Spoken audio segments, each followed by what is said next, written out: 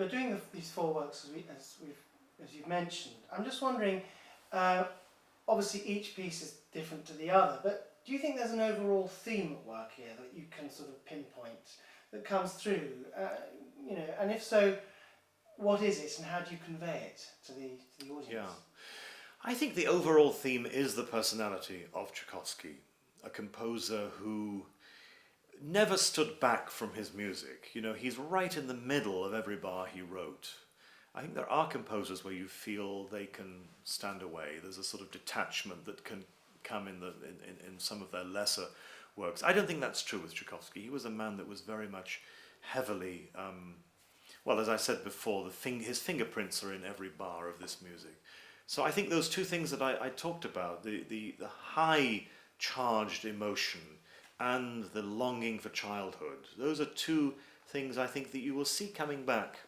And I hope that the performances that we'll be giving, and indeed the recordings that we'll be making, will capture some of that. Because I do feel sometimes that the slow movements, particularly say of the first concerto, it's an andantino, semplice, simple.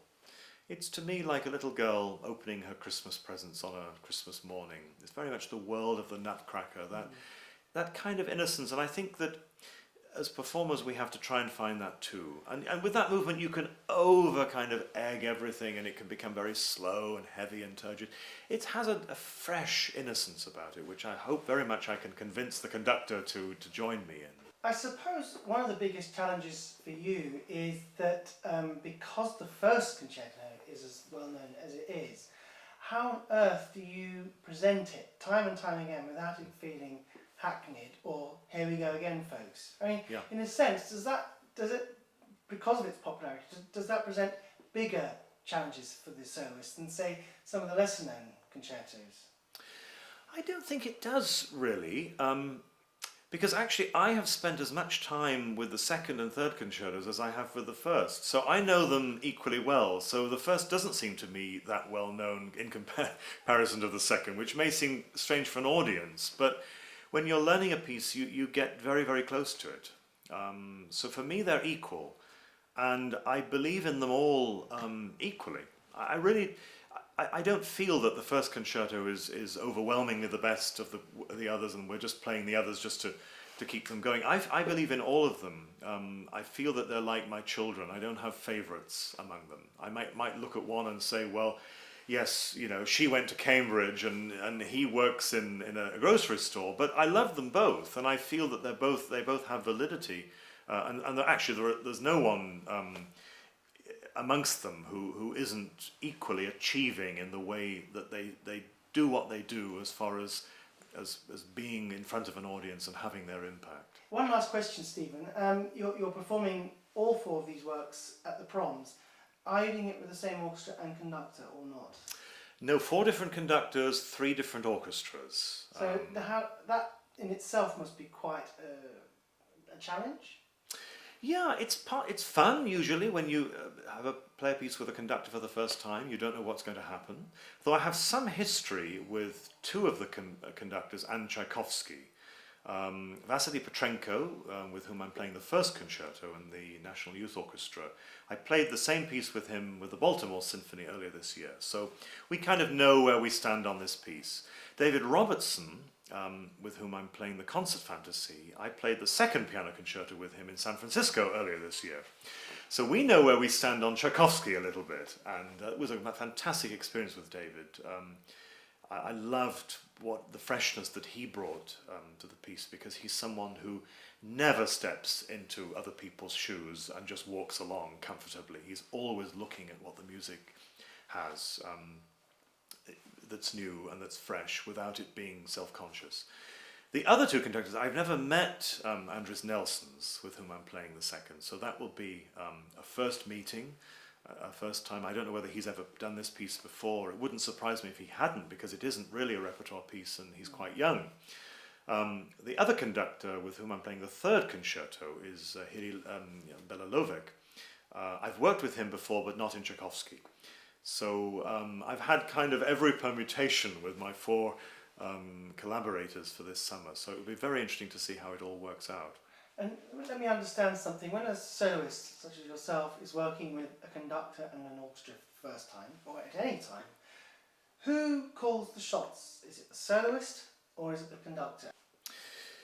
Well, it will differ with every soloist and with every conductor and with every repertoire piece. If it's a piece that so obviously the soloist knows better than the conductor, like, let's say, a brand new concerto, the conductor's never done something I've done before, then I as soloist would have a lot to say.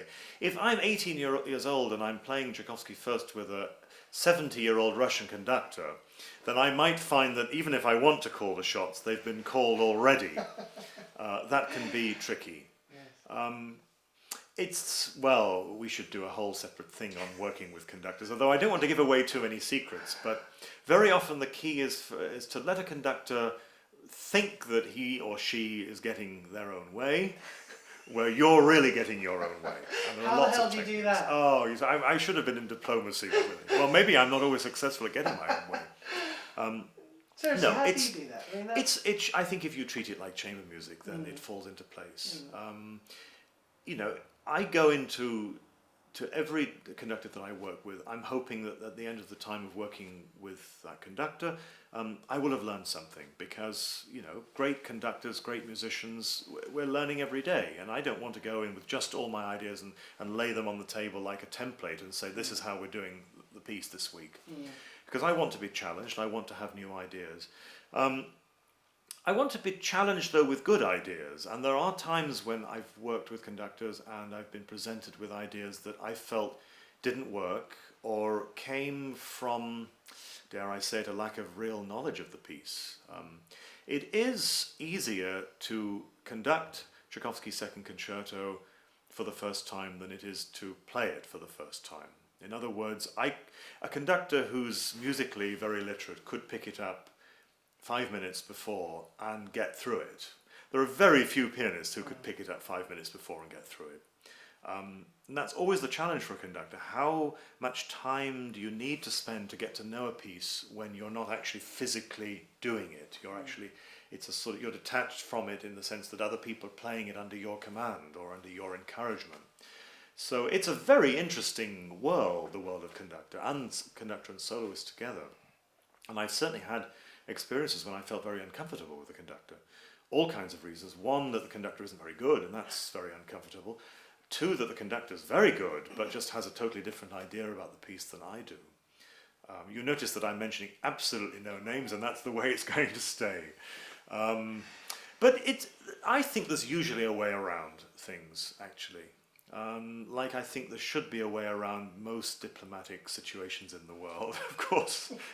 We can all name about 4 places of the world where that hasn't yet found a way to be solved. But there should be, you know. And I think also compromise is real. I'm prepared certainly to compromise on certain things. And in a performance, I think, you know, you want to create the best performance of the piece that's possible at that moment. And that's nearly always going to involve some compromise from everyone. But not enough to make something bland. There's the sort of challenge. And some performances actually with conductors where you feel that there is a bit of a struggle going on can be quite exciting. It doesn't always have to be totally like clockwork. There can be friction there, and that can create exciting tension, particularly in the romantic repertoire. I think if there's a lot of friction in, say, a Mozart concerto, then you're going to lose something, because I think there has to be a kind of seamless, it's all of a piece, which is why it's very often good for soloists to conduct from the keyboard, you know, then you create this seamless view of the piece. But in a piece like actually Brahms' First even, or certainly the Tchaikovsky concertos, there's room for a little bit of anger, and sort of glance up at the rostrum of you know, horror at what's happening. Stephen, thank you very much.